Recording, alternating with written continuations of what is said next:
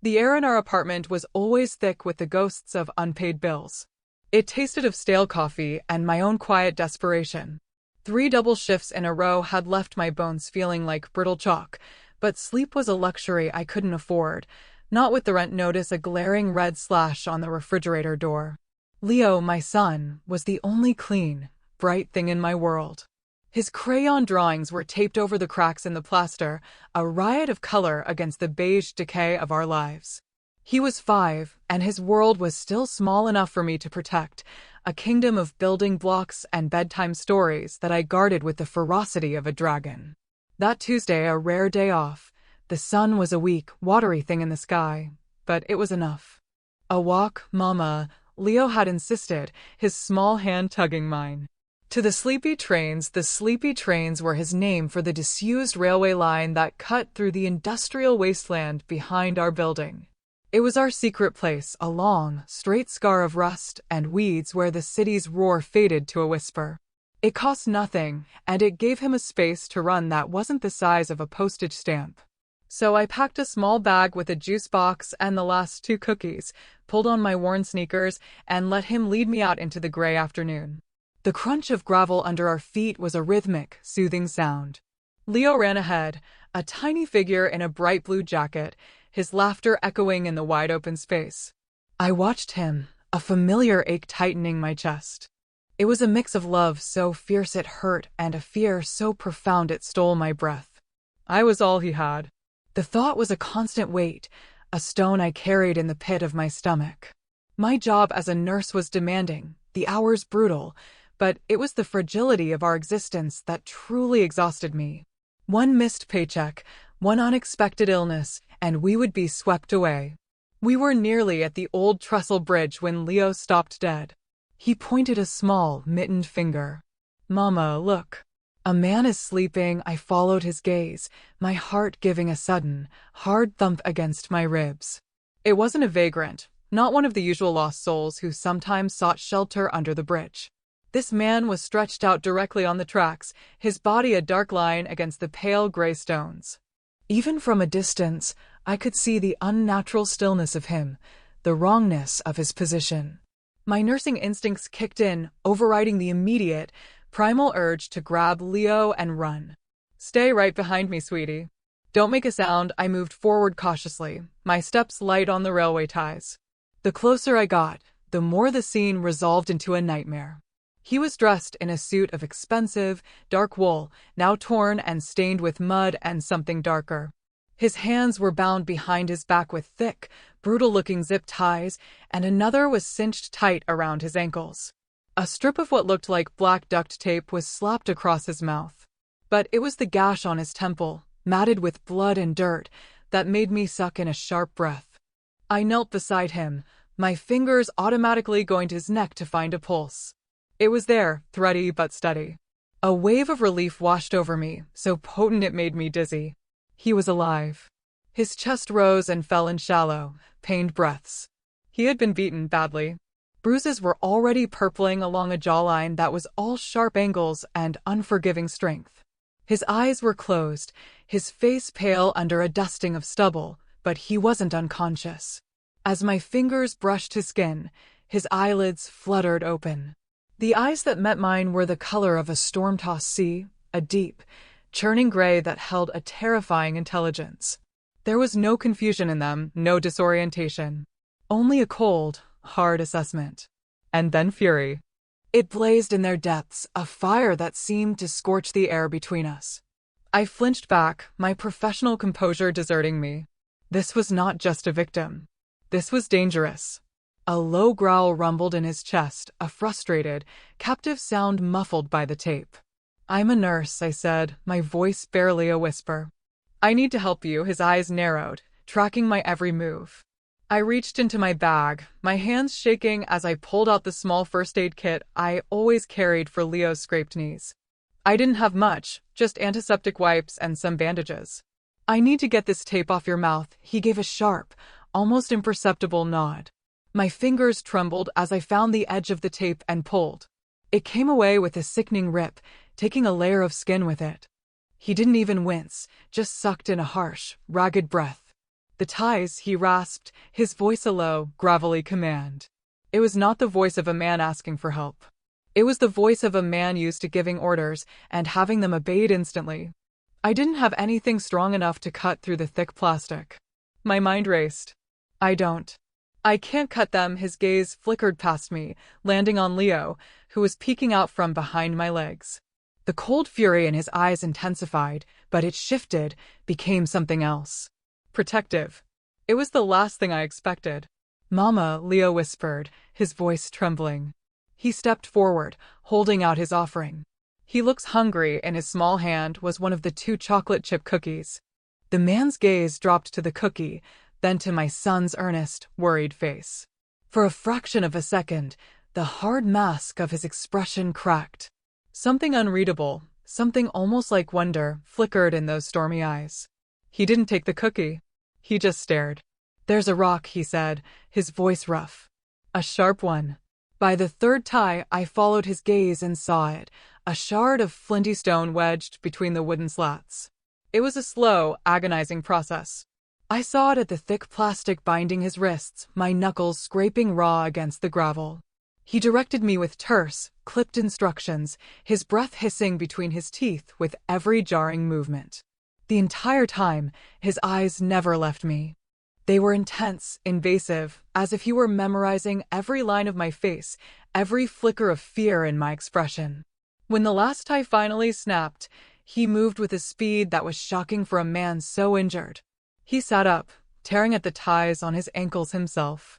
He got to his feet, swaying slightly. He was tall, broader than I'd realized, a monolith of power and barely restrained violence. He towered over me. "Your name," he demanded. It wasn't a question. "Alara," I stammered, scrambling to my feet and pulling Leo behind me. "My name is Alara." He reached out, and for one terrifying moment, I thought he was going to strike me. But his fingers, rough and calloused, just brushed a strand of hair from my face. The touch was electric, a jolt that shot straight down my spine. It was impossibly gentle. "Alara," he repeated, the name a strange sound in his mouth. Then he turned and walked away, disappearing into the overgrown brush without a backward glance, leaving me trembling by the empty tracks with my son and a single, uneaten cookie. 2 days passed. I tried to scrub the memory from my mind, to dismiss it as a hallucination brought on by exhaustion. But I couldn't forget the chilling intensity of his eyes or the shocking gentleness of his touch. I jumped at every shadow, my heart pounding at the sound of unfamiliar cars on our street. I told myself he was gone, a phantom from a world I wanted no part of. I was wrong. On the 3rd day, a car appeared.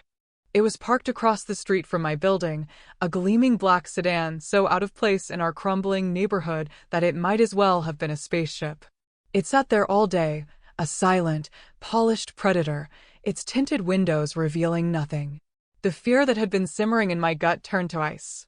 He knew where I lived. The thought was a violation, a trespass into the fragile sanctuary I had built for Leo and me. I kept the blinds drawn, my body humming with a nervous energy that made it impossible to rest. When I left for my night shift at the hospital, the car was still there. I walked quickly, my keys clutched in my fist, a pathetic weapon against an unseen threat. The emergency room was its usual controlled chaos. I lost myself in the rhythm of it, in the familiar smells of antiseptic and latex, the beeping of monitors, and the quiet suffering of my patients. It was nearly 3 a.m. when a man approached the nurse's station. He was older, with silver hair and a calm, paternal face, but his suit was as impeccably tailored as the one the man on the tracks had worn. His eyes, though kind, held a deep-seated weariness and an unquestionable authority. "Alara Caden?" he asked, his voice quiet but carrying easily over the din. I nodded, my throat suddenly dry. "I am Marcus," he said. "I'm here on behalf of a mutual acquaintance." "He requires your assistance." It wasn't a request. The polite words were a thin veneer over a core of unyielding steel. My blood ran cold.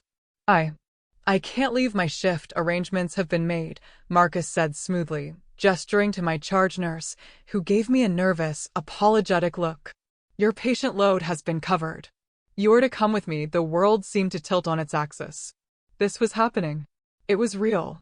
My mind flew to Leo, asleep at our neighbor's apartment. My son is perfectly safe, Marcus interrupted gently, but with an edge that silenced me.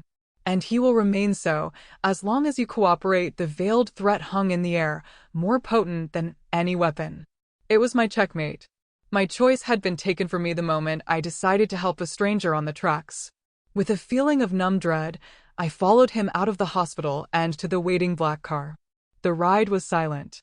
Marcus drove with an easy confidence, navigating the city streets until we left the familiar grid and entered a neighborhood of sprawling estates hidden behind high walls and iron gates. He handed me a black silk blindfold. A precaution, he said, his tone apologetic but firm. I tied it over my eyes, plunging my world into darkness. The loss of sight heightened my other senses. I could feel the plush leather of the seats, smell the faint, clean scent of citrus and expensive cologne, hear the soft hum of the powerful engine. We drove for what felt like an eternity before the car finally glided to a stop. When the blindfold was removed, I was standing in a space that seemed more like a museum than a house. The foyer was vast, with a marble floor that reflected the light from a crystal chandelier the size of a small car. A sweeping staircase curved upwards into the shadows. The air was still and quiet, filled with the scent of lemon oil and old money. It was a world away from my cramped, noisy apartment. It was a gilded cage. Marcus led me down a long hallway to a pair of heavy oak doors. "He is in here," he said. "The injuries are more extensive than he allowed you to see. A gunshot wound. It has become infected." He opened the door and I stepped inside. The room was a library, lined floor to ceiling with leather-bound books. In the center of the room, on a large leather couch, lay the man from the tracks. His name, I would learn, was Julian Thorne. He was stripped to the waist, a thick bandage wrapped around his ribs. His face was pale and slick with a feverish sweat. The commanding presence was diminished, replaced by a raw, physical vulnerability that was almost more shocking than his violence. His stormy gray eyes found me as I entered, a flicker of something relief, in their depths before it was shuttered away. "You came," he said, his voice a hoarse rasp. "I didn't have a choice," I replied, the words sharper than I intended. I walked over, my professional training taking over again. I set my bag down and began to assess him, my touch clinical and detached, a barrier I erected against the fear and the strange, unwanted pull I felt toward him. The bandage around his torso was soaked through with blood and fluid. The skin around the wound was red and inflamed, hot to the touch. Sepsis was setting in. He needed a hospital, antibiotics, proper care. "I can't treat this here," I said, my voice firm. "You need to be in a sterile environment. You need intravenous antibiotics, no hospitals," he bit out, his jaw tight with pain. "They will be watching the hospitals." Marcus stepped forward. "We have everything you need. A full medical supply was delivered an hour ago. Tell us what to do, and we will get it." He gestured to an adjoining room, which had been converted into a makeshift infirmary. It was stocked with more equipment and pharmaceuticals than my own hospital's emergency room. The sheer wealth and power it represented was staggering. For the next 48 hours, that room became my entire world. I cleaned and dressed his wound, started in 4-line, and administered powerful antibiotics. I monitored his fever, which spiked dangerously high, plunging him into a state of delirium. In those moments, the ruthless commander vanished, and glimpses of another man emerged. He would murmur names I didn't know, his hands clenching in the sheets. Once, he grabbed my wrist as I was changing his 4-bag, his grip surprisingly strong. "Don't leave," he whispered, his eyes clouded with fever. "They'll find you." The words sent a chill down my spine. He wasn't talking to me, but to some ghost from his past. During his lucid moments, he was a difficult patient, terse and demanding, fighting the weakness that consumed him. But between the pain and the fever, there were quiet moments. I would wipe his brow with a cool cloth, and his eyes would follow my movements, a strange, searching look on his face. He said little, but I felt his gaze on me constantly. It was a heavy, possessive weight. I was his, not by choice, but by circumstance. I was his nurse, his keeper, his prisoner. The lines were so blurred I could no longer tell them apart. I learned the textures of his skin, the rhythm of his breathing, the scent of his fever. In this forced, sterile intimacy, a dangerous seed of familiarity began to take root. On the third day, his fever broke. He woke clear-eyed and quiet, the storm in his gaze settled into a watchful calm. I was changing the dressing on his wound, my movements practiced and efficient. "The boy," he said suddenly, his voice stronger. "Your son. What is his name?" "Leo," I answered, not looking up from my task. "He is safe." "Yes," he said. "Marcus is watching him." The statement was meant to be reassuring, but it only reminded me of the invisible leash he had around my life. Later that evening, Marcus brought me a tray of food. I hadn't realized how hungry I was. He sat in a chair across the room while I ate, his presence a silent, steady guard. "He told me how you found him," Marcus said softly. "How your boy offered him a cookie." I shrugged, a lump forming in my throat. "Leo is a kind soul. That kindness is a rare commodity in our world," Marcus said, his gaze distant. "It is a liability. It got you noticed by men you should never have met. When Antonio's crew left Julian on those tracks, they made a mistake. They assumed no one would interfere. They didn't count on you, Antonio." The name meant nothing to me, but the way Marcus said it was laced with a cold hatred. "Who is he?" I asked. Marcus hesitated, then seemed to make a decision. "A rival. A man who believes sentiment is a weakness to be exploited. He and Julian grew up together, like brothers. Antonio's betrayal was personal. He didn't just want Julian dead. He wanted him humiliated. Left to be torn apart by a train, the clinical description made me sick. By saving Julian, you made yourself a loose end in Antonio's story. And he is a man who ties up loose ends. Julian brought you here not just because he needed a nurse, but to protect you, protect me." The words seemed absurd. I was a prisoner in a gilded cage, my life held hostage by this silent, dangerous man. And yet, looking at Julian sleeping on the couch, his face relaxed and younger in repose, I couldn't deny the truth in Marcus's words. The black car outside my apartment hadn't been a threat. It had been a shield. The next morning, Julian was sitting up when I came in. He had a laptop open, his fingers moving across the keyboard with brisk efficiency. He looked pale, but the iron will was back in place. He gestured to the chair opposite him. "Sit." I did as I was told. He closed the laptop and turned his full attention to me. The intensity of his gaze was a physical force. "I know you have a student loan debt of $63,000, he began, his voice flat and devoid of emotion. "I know your ex-husband, Daniel, left you 2 months after Leo was born, and you haven't seen a penny of child support. I know your landlord is threatening eviction. I know you work 70 hours a week and you are still drowning." Each fact was a stone, and he laid them out between us, building a wall of my own failures. I felt stripped bare, violated. My cheeks burned with humiliation and anger. "How dare you?" I whispered, my hands clenched into fists in my lap. "You have no right." "I have every right," he countered, his voice dropping lower. "When you touched me on those tracks, you stepped into my world. In my world, knowledge is survival. I had to know who you were. I had to know what you wanted." "I wanted nothing," I cried, my voice rising. "I was helping a man who was hurt. It's what I do." "And that is why you are a danger to yourself," he said, and for the first time, a flicker of emotion, frustration, perhaps, crossed his face. "Your compassion is a beacon. In the dark, it attracts things you cannot fight. Things like Antonio." He leaned forward, the movement pulling at the stitches in his side. He ignored the pain. "He knows about you now. He knows about Leo. He thinks you are my weakness. He will try to use you to get to me." The fear I had been holding at bay washed over me, cold and suffocating. It was one thing to be in danger myself. It was another entirely to know that my actions had put my son, my bright, beautiful boy, in the crosshairs of a monster.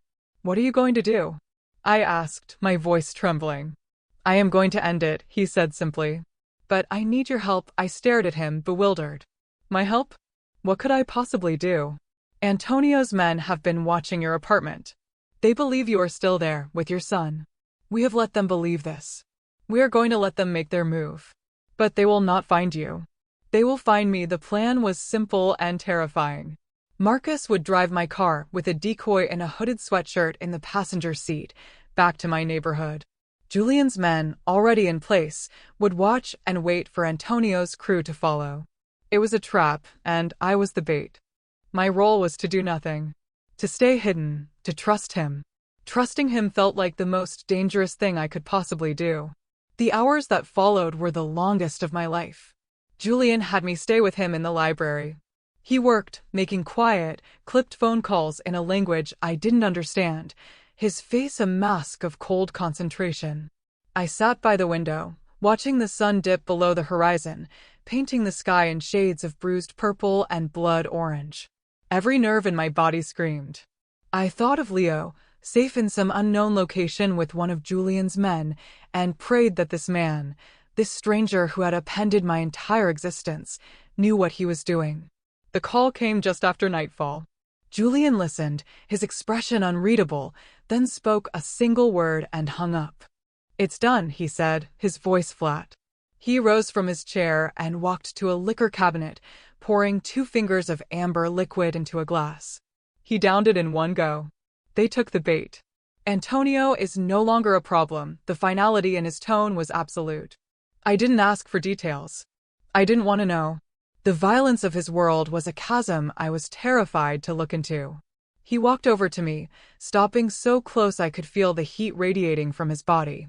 He looked exhausted, the victory costing him more than he would ever admit. "It's over, Alara.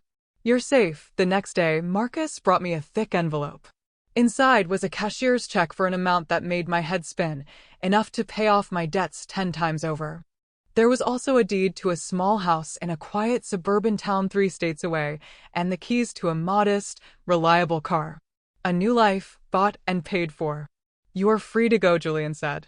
He stood by the massive fireplace, his back to me. "No one will ever bother you or Leo again. You can go back to your life." I looked at the documents in my hand. It was everything I had ever dreamed of. Security. A home for my son. Freedom from the crushing weight of poverty. I could walk out that door and never look back.